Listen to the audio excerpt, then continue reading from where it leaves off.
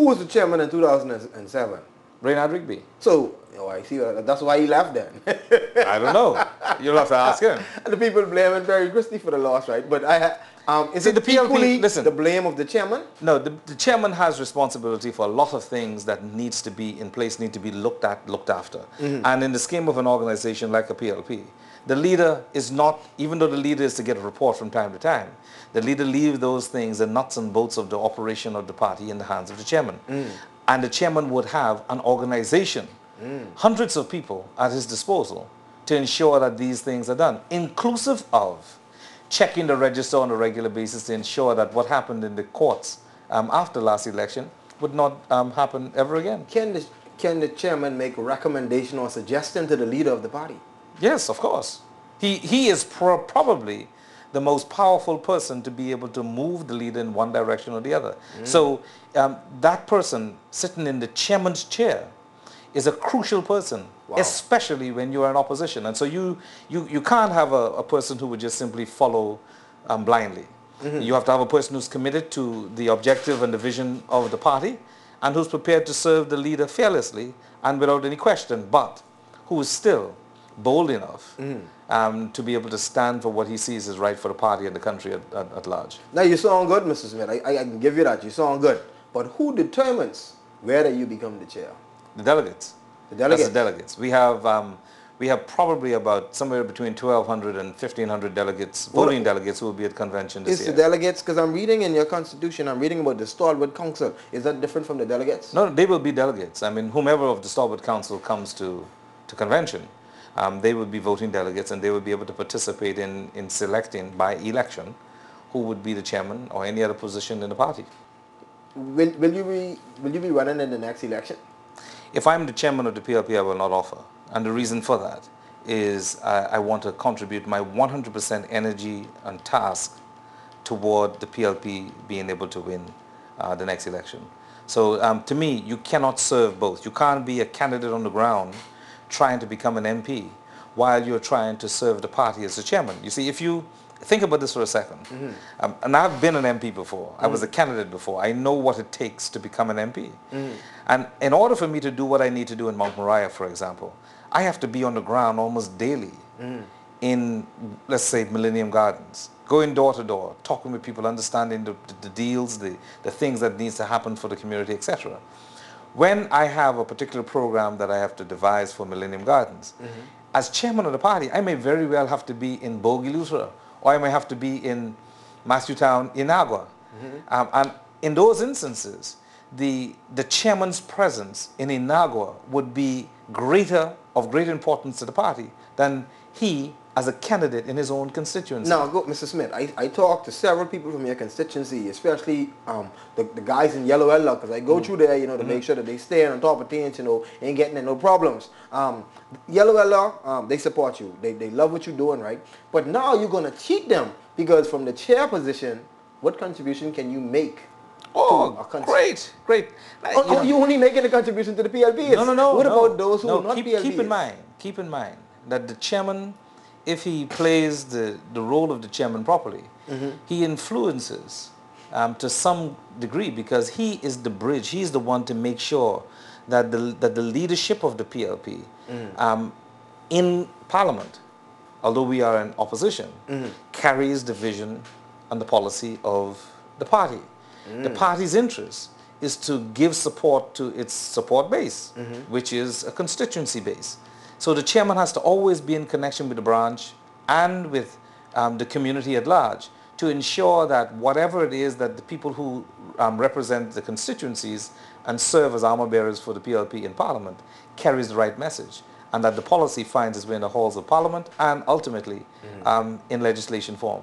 And so what I'm saying is that more so than just Keod Smith, the MP for one area, you have Keod Smith, the national chairman, who now can, in some instances, cause a lot more to happen for Mount Moriah than if he was a candidate in Mount Moriah. Even if the PLP is in opposition? Even if it's in opposition. If the opportunity would arise right now, do you think you can handle being the Prime Minister of the Commonwealth of the Bahamas?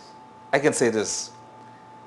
Every member of Parliament, or everyone who steps into the public arena in politics, if they do not have in the back of their mind that they could ever reach the top of the mountain, then they should not be in the game. Well, you can look at some of them in the House of Assembly and see, boy, they probably ain't got that in their mind.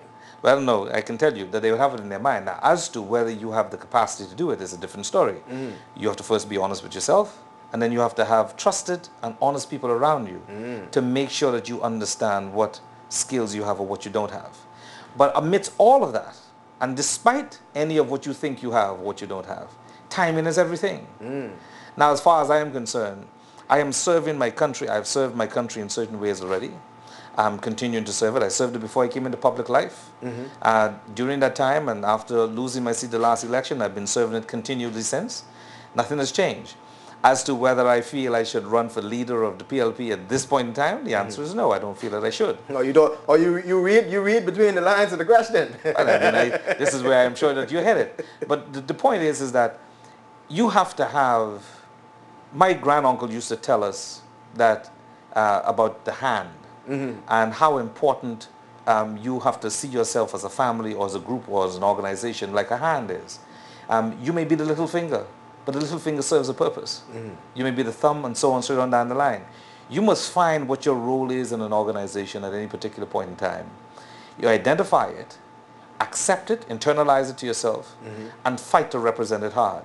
And at this particular point in time, the most important task for Keod Smith to do is not the leader. It's not the deputy leader. It's the chairman. Wow. Now, amidst all of that, when you look at the tags that come with it, oh, it'd be great to say you're the leader of an organization. It'd be great to say that you're the deputy leader of an organization. But when it all boils down to it, what this organization, the PLP, needs at a time when we are very, very near and almost sure to become the next government, this is when you have to be sure you don't make any mistakes. And so my task as a nuts and bolts strategist is to be in the chairman's chair to make sure that we carry this thing through. We have to create ourselves and make sure that we are a government in waiting as opposed to waiting to become the government. And a government in waiting means that you have all the nuts and bolts going. You have the capacity to bring it all to fruition. And that's what I think the chairman's job for the PLP in 2009 is now. What can we do to reduce crime? What can be done? The unfortunate thing is you have to change the government. And I know that may sound kind of political. No, man. No, but listen to me carefully. If you were the government right now. Well, all right. Now you see that you didn't ask that question before. You're not saying if I was the government what I would do. You're asking what I would do to change. I want your suggestion. So maybe let me finish answering the question as answered before. Watch this show, you know. Let me just answer the question. He may take what you suggest. First of all, is in order to really get crime reduced, you need to change the government because there is no policy or program that is really focused at trying to make sure that you reach these people who are potentially and who have been creating havoc over the past year or so. Now, if we were in the government, obviously, again, urban renewal program was a very serious one.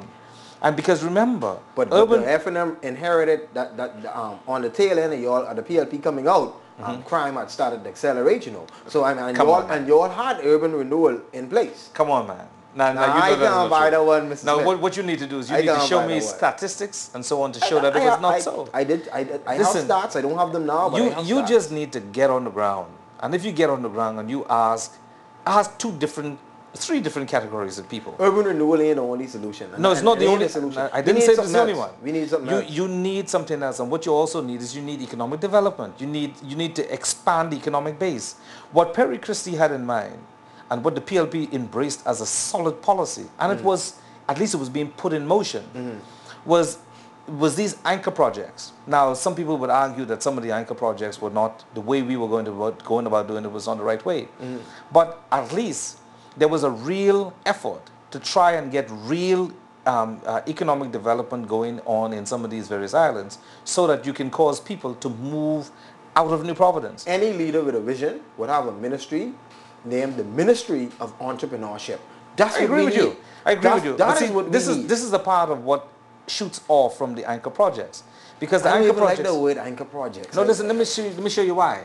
Because yes, you have the Bahamas as a country, but in this country, of course, we have varying islands, many different islands, where you can cause different kinds of things to happen that will boost the economy in those particular islands.